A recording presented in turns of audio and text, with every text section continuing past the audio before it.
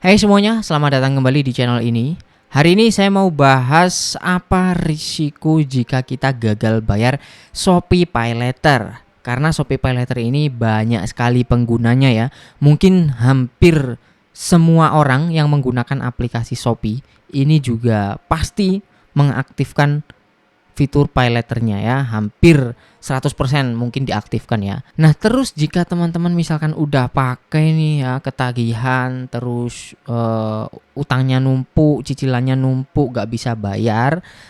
Kalau kita memang bener-bener gak kuat dan gak sanggup, lalu kita lepas begitu aja dan nggak bayar lah, intinya apa yang akan terjadi teman-teman ya. Nah, setahu saya kalau resiko untuk datanya pasti kena impact ya, kena impactnya kita nanti nggak bisa pinjam dimanapun lagi karena Shopee PayLater ini juga sudah terdaftar dan diawasi oleh OJK. Nah, kalau di lapangannya saya benar-benar melihat sendiri ya teman-teman, ada teman yang memang gagal bayar Shopee PayLater ini. Yang terjadi adalah ya resikonya nggak bisa pinjam lagi, itu aja. Kalau untuk DC lapangan apakah datang ke rumah kita itu tergantung wilayah teman-teman ya. Kalau di pelosok-pelosok sebenarnya ada beberapa yang didatangi. Intinya tergantung dari DC lapangannya itu aja ya, mau datang atau tidak. Mungkin kalau kejauhan mungkin bisa saja mereka nggak datang teman-teman ya. Karena sejauh ini teman-teman saya itu yang mengalami gagal bayar Shopee PayLater nggak ada yang didatangi DC lapangan. Hanya saja nggak bisa pinjam di Shopee PayLater lagi ataupun pinjam di aplikasi lain. Meskipun itu pinjam juga nggak bisa teman-teman ya. Intinya kita udah mampet nggak bisa pinjam dimanapun pinjaman online gitu. Kemudian apakah kita akan dipenjara dan dituntut hukum? Jawabannya nggak akan mungkin teman-teman ya. Kalau memang seperti itu, udah berapa banyak orang yang akan dipenjara yang gagal bayar pinjaman online ataupun Shopee PayLater, karena nggak cuma 1-2 orang saja, melainkan banyak sekali orang yang gagal bayar Shopee PayLater. Kalau memang dipenjara pasti penjara penuh banget teman-teman ya, gara-gara kasus gagal bayar Shopee PayLater ataupun pinjaman online. Nah, ini tidak akan dipenjara dan bisa diatasi. Kalau teman-teman mau membersihkan nama itu juga bisa, cuman sulit sekali kalau memang sudah dicap jelek gitu ya, sudah di blacklist istilahnya.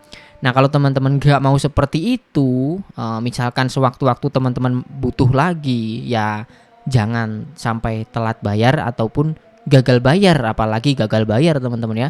Kalau telat bayar biasanya ada toleransi ya, karena telat bayar itu kan kita bukan nggak bayar, tapi hanya telat saja ya. Kita masih bayar, cuman telat. Nah, itu biasanya masih ada toleransi. Nah, konsekuensinya biasanya mungkin ada pengurangan limit, bisa jadi ya. Limitnya yang awalnya gede, misal 20 juta, akan dikurangi jadi 15 juta mungkin. Jadi hukumannya itu seperti itu teman-teman ya, bukan yang gimana-gimana. Tapi kalau sampai gagal bayar ya udah nggak ada ampun ya teman-teman, kalian nggak bisa pinjam dimanapun lagi. Jadi setelah ini jangan khawatir atau berpikir yang terlalu jauh ya, berpikir sampai di penjara ataupun dihukum, karena hal seperti itu tidak akan sampai ke ranah hukum ya teman-teman untuk saat ini ya. Tapi ya nggak tahu kalau nanti ke depannya di tahun-tahun berikutnya ada perbaruan undang-undang gitu bahwa orang nggak bayar utang bisa dipenjara ya nggak tahu lagi kalau nanti ada undang-undang seperti itu teman-teman ya. Kalau untuk saat ini tidak teman-teman, karena hukumnya perdata bukan pidana. Baik, mungkin itu aja yang bisa saya share di video kali ini. Jadi setelah ini teman-teman gak usah khawatir misalkan terseok-seok bayar pinjaman di Shopee PayLater yang masih tagihannya masih numpuk ya. Tenang saja.